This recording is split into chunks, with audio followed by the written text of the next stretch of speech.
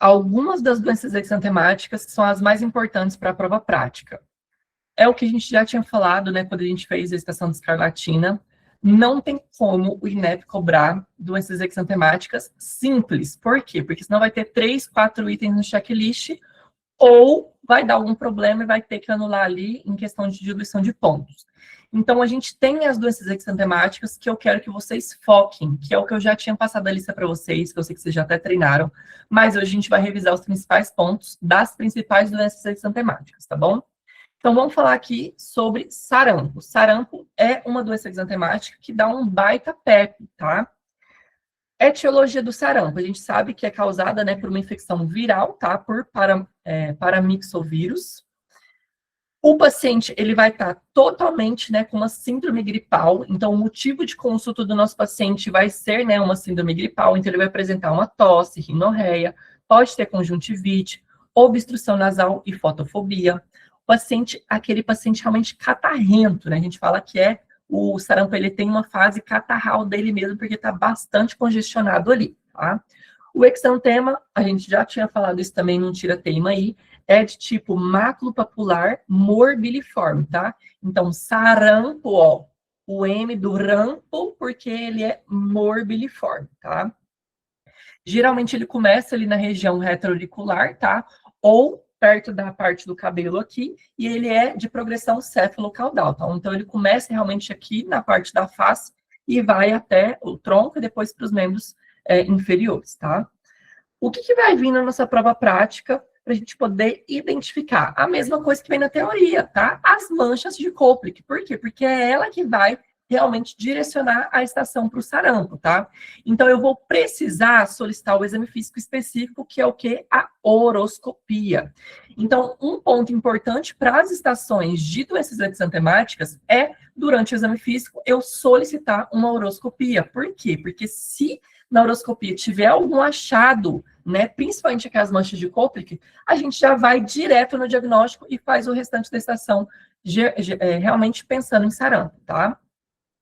Outra coisa que eu sempre falo para vocês, não adianta decorar manchas de Koplik e pronto. Eu preciso entender o que é a mancha de Koplik, tá? A mancha de Koplik é um enantema. Por quê? Porque às vezes lá na horoscopia vai ver o quê? A presença de um enantema branco acinzentado na região premolar ou na bochecha, lá atrás, tá? Então, a gente tem que saber o nome, Koplik, e a gente tem que saber que ele é um enantema branco acinzentado, tá bom? Complicações. A principal complicação é a otite média aguda, tá? E aqui tá uma dica. Pensei em doença exantemática e tá nas minhas tarefas falar alguma complicação, eu vou falar duas coisas que vai estar quase em todas as doenças exantemáticas, que é oma e pneumonia, ok? E no caso do sarampo, a gente também tem a panencefalite esclerosante, tá? Tratamento, gente. O tratamento aqui é sintomático, porém, a gente tem um específico, e é por isso que eu falo para vocês que sarampo é uma boa estação de doença exantemática, porque aqui a gente tem algo específico para o sarampo, tá? A OMS, a gente já sabe, né? Pede, né, no protocolo ali, enfatiza a vitamina A, tá? Porque ela acaba diminuindo a morbilidade da doença do sarampo aqui, tá? Então, a gente vai dar 2 doses, tá? De sarampo para os nossos pacientes, dividido em 2 dias. Então, eu faço 50 mil unidades em um dia e 50 mil unidades no segundo dia, ok? Qual que é a minha prevenção aqui, gente? Prevenção, se a gente está falando de sarampo, é uma doença prevenível através da vacinação, tá? Então, a gente tem a tríplice viral aos 12 meses e a tetraviral aos 15 meses, tá? Então, muito importante, doenças exantemáticas, a gente tem que solicitar a caderneta da criança e da vacinação. Por quê? Porque se a gente olha lá que esse paciente tem 15 meses, por exemplo, e ele não tomou nem a tríplice viral, provavelmente, realmente vai ser ali sarampo, tá? Por quê? Porque ele não vai estar protegido para o sarampo, tá? Então, eu quero que vocês sempre lembrem das vacinas nesses casos aqui.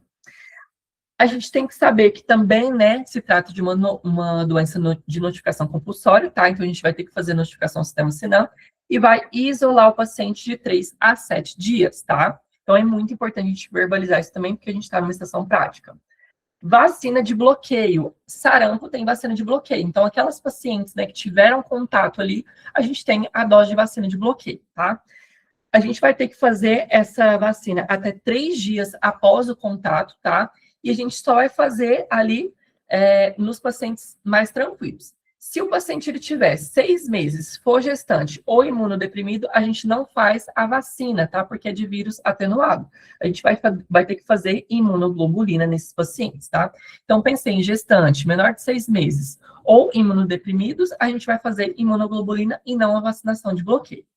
E atualmente, né, na última atualização do PNI que a gente teve ali a dose zero, tá?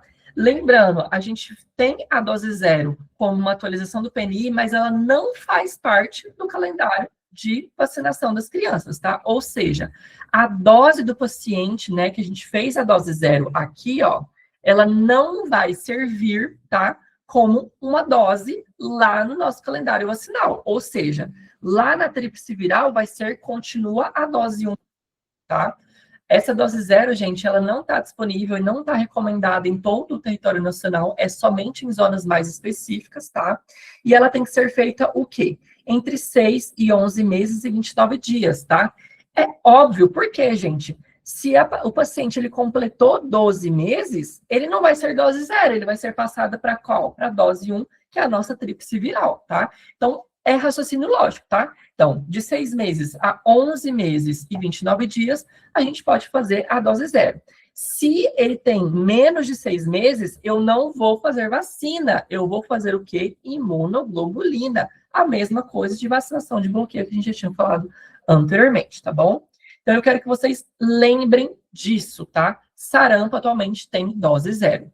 Diagnóstico, aquele paciente extremamente encatarrado, ele vai ter a uroscopia ali com a presença de mancha de Koplik, que é o enantema, né, retromolar ali, e a gente vai ter que fazer a dose de vitamina A, tá? 2 doses sintomáticos e faz isolamento e faz a notificação. É isso, sarampo é isso, não tem o que ficar, né, macetando a cabeça com sarampo. Agora, uma aposta, que se eu tiver que apostar em uma doença exantemática, eu aposto em escarlatina. Por quê? Porque já veio em 2016 uma estação. Ou seja, lá na forma, né, do PEP antigo, lá de 2016, que era tudo bagunçado, tudo mal feito, se veio um tema e a gente vê, né, a gente percebeu durante a nossa mentoria que os temas mais recentes, eles pegaram temas anteriores e fizeram um PEP melhorado, então a escarlatina que ainda não veio pode vir na nossa prova. Fora que escarlatina é uma doença exantemática causada por quê? Uma bactéria, tá? E a escarlatina, gente, é a doença exantemática mais comum do dia a dia no pronto atendimento, tá? Porque é uma infecção bacteriana, tá? Aqui a etiologia é justamente por um Streptococcus pyogenes, né? Ou o nosso famoso, né, Strepto beta hemolítico do grupo A, tá? E aqui, o nosso paciente com escarlatina vai ser um pouco diferente lá do sarampo. Aqui não vai ser macropapular, ele vai ser o quê? Micropapular o exantema, tá? Em aspecto de lixa, por isso que a gente chama a escarla lixa também, tá? Inclusive, ó, para os meninos que não são brasileiros, né, que não falam português, acaba pensando, sempre diagnosticando, né, durante os treinamentos como escarla lixa. Esse não é o nome, tá? É escarlatina. Escarla lixa é a mnemotécnica que a gente pensa, né, na escarlatina por causa do aspecto do exantema, tá? De lixa ali. Mas a escarla lixa não é o diagnóstico, tá? Então não confundam aí. Outra coisa que é muito importante, a escarlatina, o exantema, ele poupa a região perioral e do nariz. E quando a gente fala que ele poupa essa região, ele forma um triângulo aqui, ó, que é o nosso famoso sinal de Filatov ou triângulo de Filatov, tá? É basicamente o que? O exantema não vem nessa região aqui que eu estou desenhando, tá? Isso forma esse triângulo e acaba sendo uns sinais também da escarlatina, tá? Outra coisa que é super importante, esse exantema, ele tem uma piora conforme os dias vão passando, principalmente em regiões de dobra, tá? Então, no exame físico, é muito importante a gente verbalizar, né? Ah, vou solicitar durante o exame físico as regiões de dobra, ou seja, região cubital aqui na fossa cubital e também na poplítea, tá? Aqui atrás na nossa dobra do joelho e na região da nuca, tá? Por quê? Porque às vezes tem esse exantema mais intensificado. E isso a gente chama de sinal de Pastia, tá? Então, nas regiões de dobra, o exantema realmente está mais intensificado ali, está mais vermelho ali, tá bom? E esse sinal aqui vai acabar, aliás, essa patologia aqui também vai acabar nos confundindo com uma outra, se a gente só verificar a parte da língua em framboesa, que também é um achado da horoscopia. Então, é o que eu sempre falo para vocês. Língua em framboesa, na horoscopia da escarlatina, a gente tem que associar ela, sim ou sim, a esses outros achados aqui. Por quê? Porque se não vem esses outros achados, a gente vai pensar em Kawasaki, que a gente vai falar daqui a pouco, tá? Então, a língua de framboesa não é patognomônico da escarlatina. Ela pode vir tanto na escarlatina, tanto na doença de Kawasaki, tá bom? O diagnóstico aqui, gente, é clínico, tá? Então, a gente vai ter lá na nossa prova, realmente, do exame físico, esses achados aqui. Só que a gente vai ter que fazer o streptoteste, tá? Ou a cultura ali de secreção. A gente vai ter que realmente comprovar que o paciente ele está com uma infecção por streptopiógenes. No dia a dia, é óbvio que a gente não vai ficar fazendo diagnóstico de escarlatina com streptoteste. É óbvio. Mas, para a prova prática, a gente vai solicitar o streptoteste, ele vai vir positivo, a gente fecha o diagnóstico de escarlatina com isso. Tratamento, gente, a gente vai ter que fazer, né, a nossa famosa bezetacil, que é a penicilina benzatina. É o que eu sempre falo para vocês. Se eu sei que eu vou ter que dar penicilina benzatina, eu preciso verificar a quantidade de quilogramas do meu paciente. Então, lá nos meus dados antropométricos que a gente solicita, no nosso roteiro, que a gente já sabe, que eu não vou ficar martelando isso aqui, a gente vai ter que verificar o peso do nosso paciente.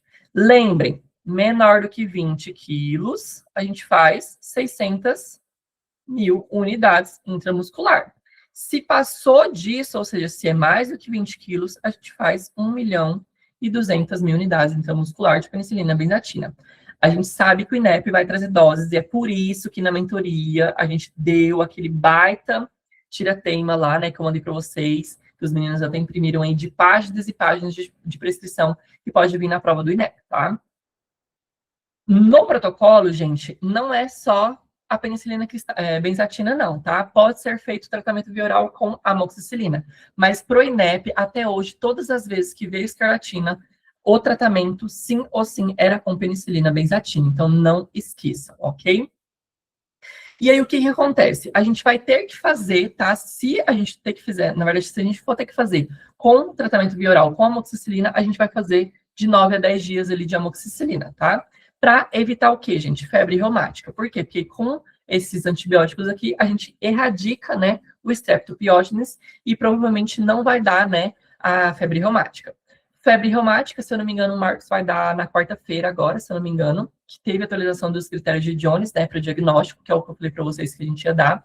E só vou recapitular uma coisa com vocês. Streptopiógenes não são todas as cepas que dá febre reumática, tá? São só algumas. Mas a gente tem como identificar no dia a dia? Não, então a gente acaba fazendo penicilina benzatina para todo mundo que tiver, né, esse streptoteste positivo, para evitar ali que seja uma cepa que realmente vai dar uma febre reumática.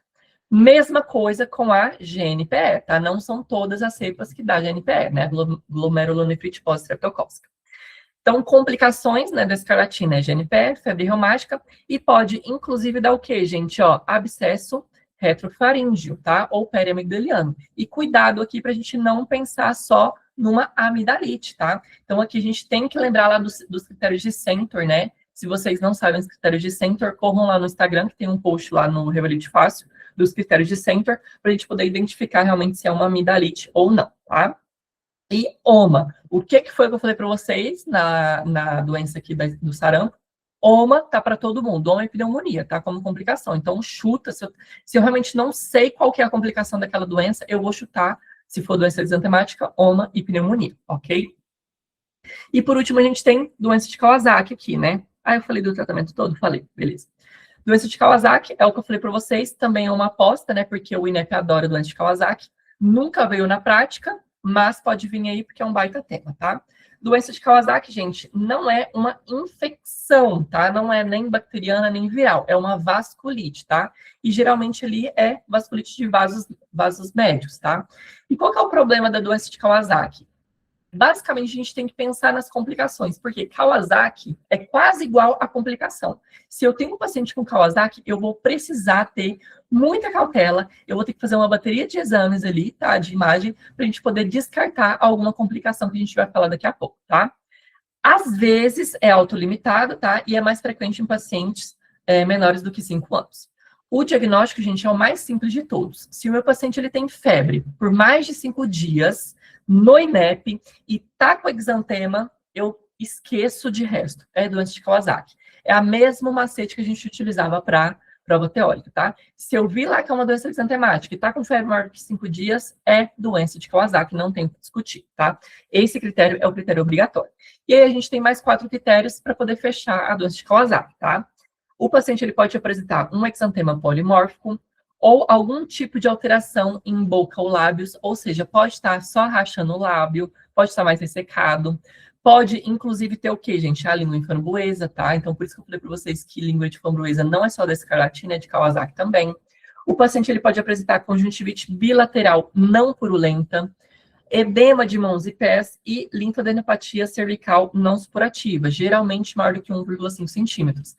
E aqui está um ponto importante. Se eu sei desses critérios para a prova prática, eu vou precisar verbalizar, tá? Então, eu tenho que verbalizar todos esses critérios clínicos aqui.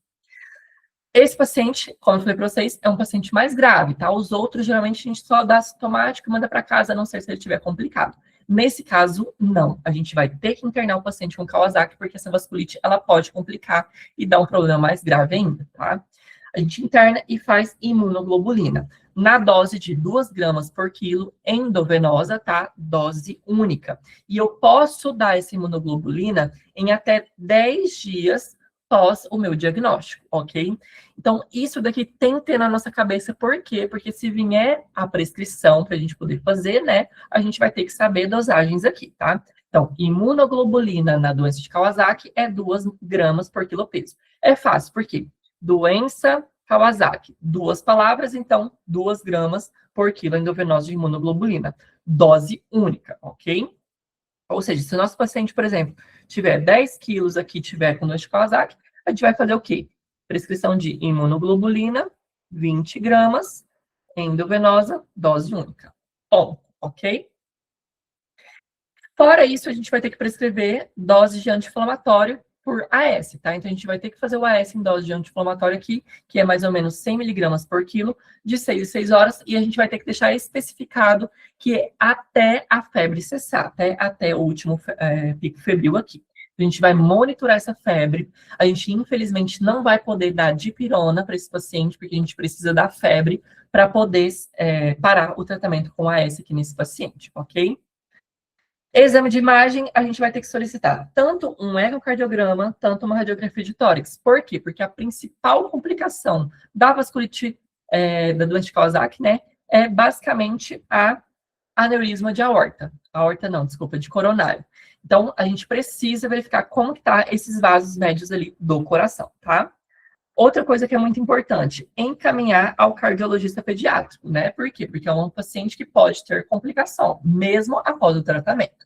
E algumas outras complicações, além dos aneurismas, a gente pode ter um paciente, inclusive com infarto agudo do miocárdio, uma criança literalmente pode infartar por causa da doença de Kawasaki, tá? Angina e morte súbita, tá? Então, essas complicações vocês têm que saber da doença de Kawasaki, ok? Alguma dúvida nessas 3 doenças exantemáticas, que eu acho que é as 3 principais para a prova prática, as outras a gente estuda mais para a prova teórica, porque não tem como eles fazer, por exemplo, uma estação de eritema infeccioso, exantema súbito, que é uma estação muito simples, eu acredito que não vem aí, tá? Alguém tem alguma dúvida, alguma coisa que queira comentar, antes da gente finalizar? Sem dúvidas, então agora eu vou dar as últimas dicas para as estações de doenças exantemáticas. Então, se eu tenho dúvidas, eu vou notificar, tá? Não são todas notificáveis, mas na dúvida eu notifico. Outra coisa, não se isolo ou não. Então, na dúvida, eu isolo até 7 dias, pronto, acabou, sem choro nem vela. Sintomático, gente, para todo mundo sempre. Então, não despontua. Se não tiver no PEP, eu não vou despontuar. É simples assim, tá? Então, sintomático. Se estiver vomitando, antiemético. Se estiver com dor, analgésico. Se estiver com febre, antipirético. Então, sempre verbalizem certinho, tá? Outra coisa que não pode faltar para doenças exantemáticas, hidratação e repouso, tá? Sempre, sempre, sempre. Outra coisa, a gente sempre tem que tranquilizar a mãe, então, né? Então, a gente tem que falar para a mãe, olha, mãe, o quadro é mais benigno, é autolimitado, tá? Então, não se preocupe. A gente não pode esquecer dos cadernos, a caderneta da vacina, porque, eu falei para vocês, tem doenças exantemáticas que são causadas por causa da falta de vacinação, tá? A gente sempre, em todas as estações de doenças exantemáticas, a gente vai orientar a cidade de alarme. Então, se a criança estiver muito sonolenta ou irritada, a gente fala para a mãe retornar no pronto atendimento. Se a febre não diminuir com o uso das medicações que a gente prescreveu, se o paciente estiver prostrado, se tiver, né, diminuição do volume de urina, tá, ou anurese, se o paciente tiver sinais de desidratação, tá, ou seja, se ele não estiver salivando, né, se ele estiver chorando, mas não tiver lágrimas, tá, se estiver mais letárgico, isso tudo a gente tem que verbalizar como orientações. Outra coisa, doença exantemática, principalmente as infecciosas, a gente tem que orientar questões de higiene, tá? Então, a gente sempre vai falar, enfatizar, né, questões de higiene, tá? Então, a gente sempre vai pensar o quê? A gente fala para a mãe, olha, mãe, sempre lave suas mãos, né? Evite ter contato do seu bebê com outras pessoas, adultos, principalmente, né? Outra coisa, higienização de troca de fraldas, tá? Então, após a troca das fraldas, fazer a higienização correta, tanto do bebê, tanto da própria mãe que está trocando. Outra coisa, desinfecção de superfícies, objetos e utensílios utilizados. Por quê? Não adianta nada ser um processo infeccioso e a paciente está tomando uma madeira ou chupeta ou em algum objeto ali que ele fica brincando, a criancinha, faz tratamento e aí tá lá com o vírus ou a bactéria, né, naqueles objetos. Então, a gente sempre tem que orientar essas medidas de higiene também nas doenças exantemáticas, tá? É óbvio que a única que a gente não vai precisar fazer isso é na Kawasaki, tá? Mas aqui são orientações gerais que eu realmente acho que não pode faltar nas outras doenças exantemáticas que são causadas por micro-organismos. Ok? Gente, desculpa, eu tô travando, a minha voz tá péssima hoje, eu tô com uma infecção de garganta bem daquelas lascadas. E acho que é isso, falei tudo.